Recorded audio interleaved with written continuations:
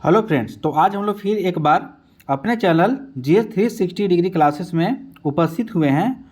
और जो free lecture series का जो ये श्रृंखला चल रहा है, जिसमें कि GS के कुछ क्वेश्चन पर डे कराए जा रहे हैं, यानी कि 30 क्वेश्चन का जो सेट होता है वो करवाया जा रहा है, जो कि आने वाले रेस्टेंट में जितने भी एग्ज़ाम हैं उनके लिए फ्रूटफुल हो।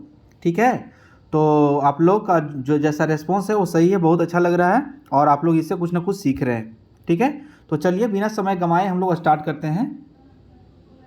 ठीक है, देखिए, भारतीय संविधान भारतीय संविधान लागू किया गया, क्या वर्ड है यहाँ पे, लागू करना। ठीक है, तो कब लागू किया गया था आप लोग सब जानते होंगे। ठीक है, 26 जनवरी 1950 को। ठीक है, 26 जनवरी 1950 को ये लागू किया गया था। याद रखेंगे, लागू किया गया था, अंगीकृत यानी कि अधिनियम। अंगीकृत कब किया गया था आपका? 26 नवंबर।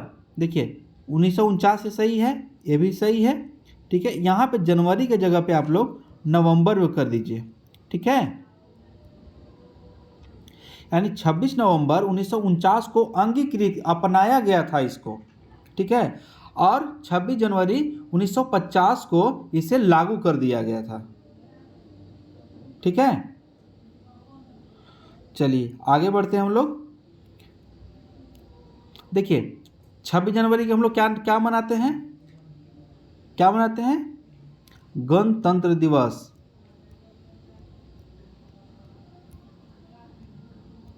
ठीक है, रिपब्लिक डे।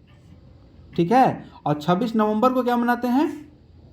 कॉन्स्टिट्यूशन डे, संविधान दिवस मनाते हैं 26 नवंबर को। ठीक है, देखिए भारतीय संविधान भाग 4 अनुच्छेद 51A में नागरिकों के कितने मूल कर्तव्य को दर्शाया गया था, कितने मूल कर्तव्य को बोला गया था? ठीक है, कितना आपका 10। ठीक है, कितना वर्णित किया गया था? 10। लागू किया गया था कितना? 8। ठीक है, 8 लागू किया गया था। 8 या 9 ये आप लोग ये थोड़ा क्रॉस चेक कर लेंगे, लेकिन 8 ही है। 8 इसमें लागू किया गया था। ठीक है, जो नागरिकों का मूल कर्तव्य जोड़ा गया था वो किन के रिकमेंडेशन पे? तो आप लोग याद रखेंगे, स्वर्ण सिंह समिति के रिपोर्ट पे ये अपनाया गया था। ठीक है, अब ये मूल कर्तव्य कब लाया गया था? क्योंकि जब भारत में इमरजेंसी घोषित हुआ था, ठीक है ना, जब इमरजेंसी घोषित हुआ था तो उसमें बहुत ज़्यादा उपद्रव देश में मचाया गया था। ठीक है ना, तो जब उपद्रव मचाया गया था तो इंदिरा गांधी की सरकार ने यही आपका स्वर्ण सिंह समिति का गठन किया गया था कि आखिर जो देश में जो लोग हैं उनका मूल कर्तव्य भी, यानी कि मूल अधिकार तो आपका भाग 3 में है ही, भाग 3 में मूल अधिकार तो है ही, लेकिन मूल कर्तव्य जोड़ा गया। क्योंकि आपका बिना कर्तव्य का आपका अधिकार अधूरा लगता है, इसीलिए। ठीक है, आगे हम लोग देखें क्या बोल रहा है। संविधान निर्मात्री सभा की पहली बैठक कब आयोजित की गई थी? क्या बोल रहा है? संविधान निर्मात्री सभा की पहली बैठक कब आयोजित की गई थी? देखिए 9 दिसंबर 1946 को। ठीक है, कब? 9 दिसंबर 1946 को। अब इसी से आप लोग याद रखिएगा, क्या याद रखना है कि संविधान निर्मात्री सभा का अस्थायी अध्यक्ष कौन थे? ठीक है, तो सच्चिदानंद सिन्हा थे। ठीक है, सच्चिदानंद सिन्हा एक कितने दिनों के लिए रहे थे? 2 दिन के लिए। फिर 11 दिसंबर को, ठीक है, 11 दिसंबर को राजेंद्र प्रसाद को अस्थाई आपका प्रेसिडेंट बना दिया गया था। यानी कि 9 दिसंबर 1946 को सच्चिदानंद सिन्हा अस्थाई निर्मात्री सभा के पहली बैठक में अध्यक्ष बनाया गया था। ठीक है, और 11 दिसंबर को आपका राजेंद्र प्रसाद को बना दिया गया था, अस्थाई बना दिया गया था। ठीक है, उसी तरीके से आप आगे देखिए, भारतीय संविधान के 44वें संशोधन के पश्चात मूल अधिकारों की संख्या कितनी रह गई? ठीक है, यानी कि 6। ठीक है, कितनी है अभी? 6। पहले कितनी थी? 7, यानी कि इसको हटा दिया गया, यानी कि संपत्ति के जो अधिकार था, क्या संपत्ति का जो अधिकार था उसको हटा दिया गया था। अब इसको संपत्ति का अधिकार पहले मूल अधिकार था, उसको कानूनी अधिकार बना दिया गया। ठीक है, आगे देखते हैं हम लोग। देखिए, भारतीय संविधान की कौन सी विशेषता नहीं है? क्या विशेषता नहीं है? देखिए, तो इसमें आप देखिए प्रजातांत्रिक पद्धति है, हाँ है, क्योंकि यहाँ पे संसदीय व्यवस्था है। मूल अधिकार एवं कर्तव्य हैं, ये भी है। ठीक है, स्वतंत्र न्यायपालिका है, ये भी है। देखिए, इसमें क्या बोल रहा है आपका कि प्रत्येक नागरिक को रोजगार की सुरक्षा, ये नहीं है, क्योंकि ये अगर मूल अधिकार में डाल दिया गया, रोजगार देना सरकार का काम है। अब ये आपका डीपीएसपी यानी नीति निर्देशक तत्व में ये शामिल किया गया है। राजस्थान से लोकसभा के लिए निर्वाचित सदस्यों की संख्या क्या है? तो देखिए, जब आप लोग जैसे एसएससी जीडी दे रहे होंगे या राजस्थान के लिए कुछ स्टूडेंट होंगे, उनके लिए ये क्वेश्चन स्पेसिफिक बनाया गया, यानी कुछ एग्जाम में ऐसे क्वेश्चन होते हैं जो स्पेसिफिक स्टूडेंट को ही मालूम होता है। ठीक है, तो जैसे कि इसमें देखिए क्या आपका 25, भारत का राष्ट्रपति चुना जाता है। ठीक है, चुना जाता है किससे? भारत के नागरिकों द्वारा? नहीं। प्रधानमंत्री एवं मंत्रिपरिषद के द्वारा? नहीं। समस्त मुख्यमंत्रियों के द्वारा? नहीं। इसका आंसर सेकेंड है आपका। ठीक है, संसद के दोनों सदन है, लोकसभा, राज्यसभा और राज्य के विधानसभा के निर्वाचित सदस्यों के द्वारा। ठीक है, ये आप लोग याद रखेंगे। भारत का सर्वोच्च सेनापति कौन है? भारत का सर्वोच्च सेनापति कौन होता है? बताइए। तो राष्ट्रपति होते हैं। कौन होते हैं? राष्ट्रपति। भारत में सर्वोच्च न्यायालय के मुख्य न्यायाधीश की नियुक्ति कौन करता है? बताइए। सर्वोच्च न्यायालय के मुख्य न्यायाधीश की नियुक्ति कौन करता है? राष्ट्रपति करता है। किसके सिफारिश पे? कॉलेजियम की सिफारिश पे। कॉलेजियम में कौन होता है? तो सुप्रीम कोर्ट के जो चीफ जस्टिस होते हैं वो, और उसी में आपका जो कुछ मुख्य न्यायाधीश के अलावा अलग न्यायाधीश होते हैं वहाँ पे सुप्रीम कोर्ट के। ठीक है, उसी तरीक़ा से राज्यसभा का सभापति कौन होता है? ठीक है, राज्यसभा का सभापति कौन होता है? तो उपराष्ट्रपति होता है। कौन होता है? उपराष्ट्रपति। राज्यसभा का सभापति कौन होता है? उपराष्ट्रपति। और उपराष्ट्रपति के चुनाव में कौन भाग लेता है? तो यहाँ पे संसद के दोनों सदनों के सदस्य। ठीक है, ठीक है, दोनों सदनों के सदस्य इसमें भाग लेते हैं। आगे क्या बोल रहा है? पृथ्वी का सबसे बड़ा महाद्वीप कौन है? ठीक है, आप लोग इसको बार बार रट रहे होंगे, लुसेंट में बहुत दिया गया है, या बहुत सारे। एशिया महाद्वीप सबसे बड़ा कौन है? एशिया महाद्वीप। सबसे बड़ा महासागर? प्रशांत महासागर। कौन? प्रशांत महासागर। ठीक है, यू आकार की घाटी निर्मित होती है किसके द्वारा? तो नदियों द्वारा, हिमानी द्वारा, हवाओं द्वारा या भूमिगत जल द्वारा? बताइए। तो ये हिमानियों के द्वारा होता है। जब हिमानी उतरती है तो बहुत बड़ा बड़ा स्लाइड के साथ में, तो यू आकार का घाटी बनता है। और नदियों द्वारा कैसा? वी आकार का घाटी बनता है। ठीक है, नदियों द्वारा वी आकार का और हिमानी द्वारा यू आकार का। ठीक है, आगे बढ़िए। देखिए क्या बोल रहा है? परतें किन चट्टानों में होती हैं? परतें किन चट्टानों में होती हैं? ठीक है, तो परतें जो होती हैं आपका अवसादी चट्टानों में होती हैं। ठीक है, अग्नेय चट्टान यानी कि जो भी लावा निकला और यहीं पे स्प्रेड हो गया यानी फैल कर, और वो जब बन गया तो वही आपका अग्नेय चट्टान हो गया। और जब यही टूट फूट कर आपका बह के यहाँ पे या कहीं पे बन गया दूसरा, तो ये आपका अवसादी चट्टान हो गया।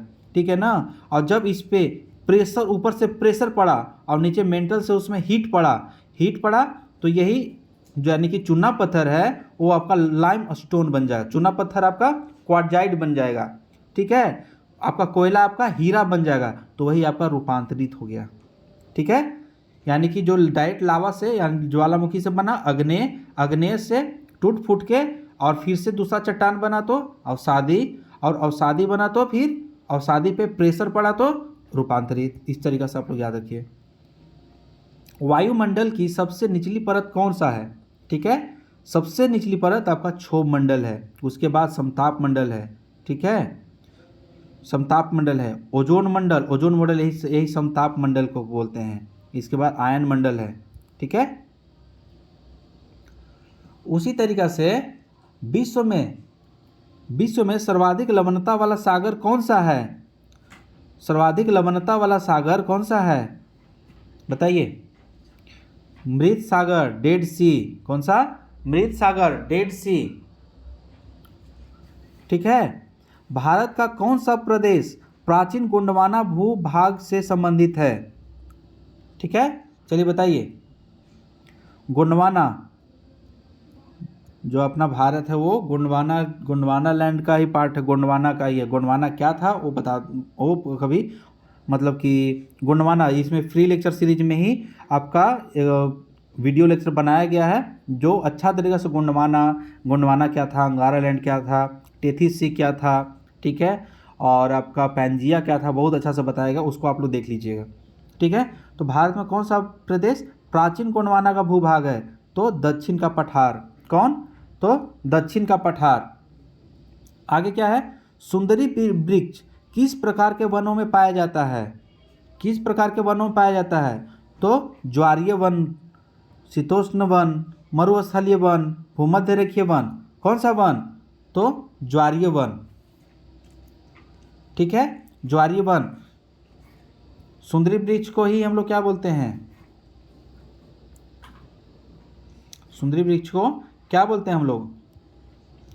मैंग्रोव। क्या? मैंग्रोव वन बोलते हैं। ठीक है, उत्तरी भारत में शीतकालीन वर्षा का कारण क्या है? ठीक है,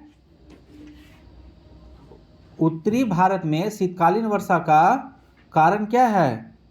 पश्चिमी चक्रवातीय विक्षोभ। पश्चिमी चक्रवातीय विक्षोभ उत्तर शीतकालीन में क्या है? देखिए, ये आपका हिमालय है। ठीक है, यहाँ पे जब आप देखेंगे आपका कौन सा है? तो आपका मेडिटेरियन, भूमध्य सागर है। कौन सा? भूमध्य सागर है। जब ठंडा के मौसम में वायु दाब जब नीचे की तरफ बढ़ता है तो यहाँ पे पछुआ पवन बहना शुरू होता है। अब पछुआ पवन बहना शुरू होता है तो यहीं से पछुआ पवन का विक्षोभ आता है और आके हिमालय में टकरा के एक पार्ट आपका हिमालय से इधर चीन की तरफ चला जाता है। अब एक पार्ट आपका यहाँ से कश्मीर होते हुए आपका पंजाब का प्लेन होते हुए हरियाणा होते होते उत्तर प्रदेश होते बिहार होते पश्चिम बंगाल तक पहुँचता है। तो वही उसी से क्या होता है कि जब आप लोग देखते होंगे कि ठंडा के मौसम में बहुत ज़्यादा कनकनी गिरता, बहुत ज़्यादा पाला गिरता, बहुत ठंडा लगता है, ठंडा ठंडा हवा चलता है। तो यही कारण है इसका, यानी कि पश्चिमी चक्रवातीय विक्षोभ के कारण।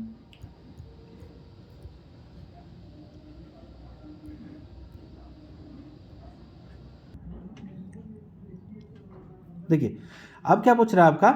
सिंदरी किसके उत्पादन के लिए प्रसिद्ध है? बताइए, सिंदरी कहाँ है? झारखंड, बिहार, पश्चिम बंगाल, कहाँ है?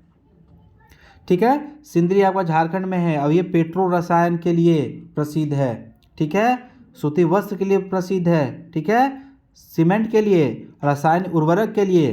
बताइए किसके लिए प्रसिद्ध है?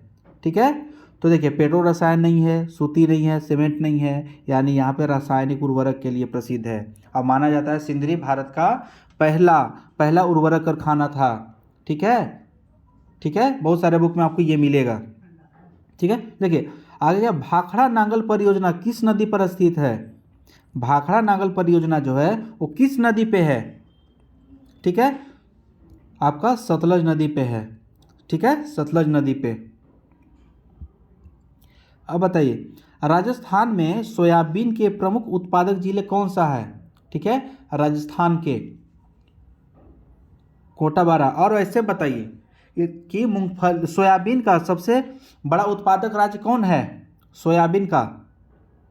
ठीक है, सोयाबीन का कौन है? मध्य प्रदेश है कि गुजरात है? कमेंट बॉक्स में बताइए।